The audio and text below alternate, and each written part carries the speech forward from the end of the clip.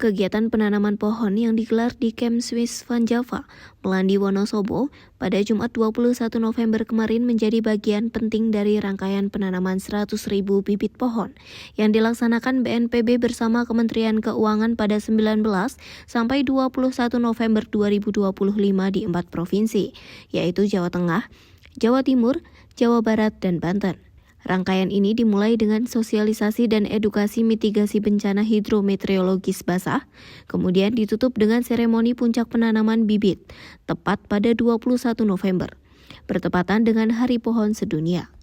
Untuk wilayah Jawa Tengah, sebanyak 68.000 bibit ditanam di Kabupaten Banjarnegara dan Wonosobo sebagai bentuk mitigasi vegetasi pada daerah aliran sungai atau das kritis. Dalam sambutannya, Kepala Badan Nasional Penanggulangan Bencana Suharyanto menyampaikan laporan situasi kebencanaan bahwa Indonesia mengalami lebih dari 3.000 bencana sepanjang tahun ini, dengan 93% diantaranya berupa bencana hidrometeorologi, seperti banjir, longsor, dan cuaca ekstrim. Dalam sebulan terakhir, kejadian banjir dan longsor meningkat signifikan di berbagai daerah. Hujan juga di beberapa daerah termasuk di Jawa ini relatif tinggi, terbukti ya, baru saja seminggu yang lalu di Jawa Tengah ini ada 2 kejadian tanah longsor yang mengakibatkan korban yang tidak sedikit. Mudah-mudahan dengan kegiatan ini dan terus akan dilanjutkan ya.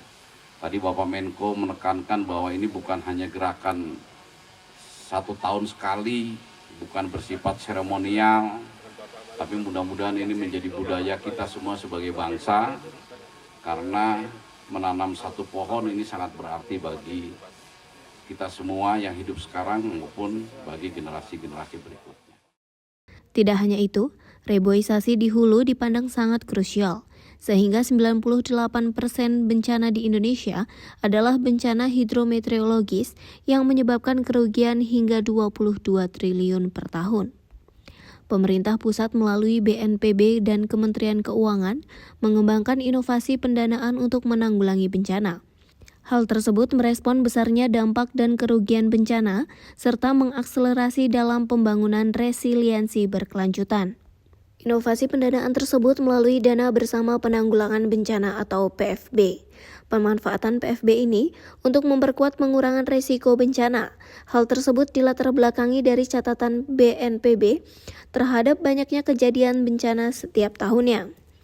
Penanggulangan bencana ini merupakan bagian dari urusan wajib pemerintah daerah, khususnya sub-urusan bencana, di mana Kementerian Dalam Negeri telah menetapkan standar pelayanan minimumnya.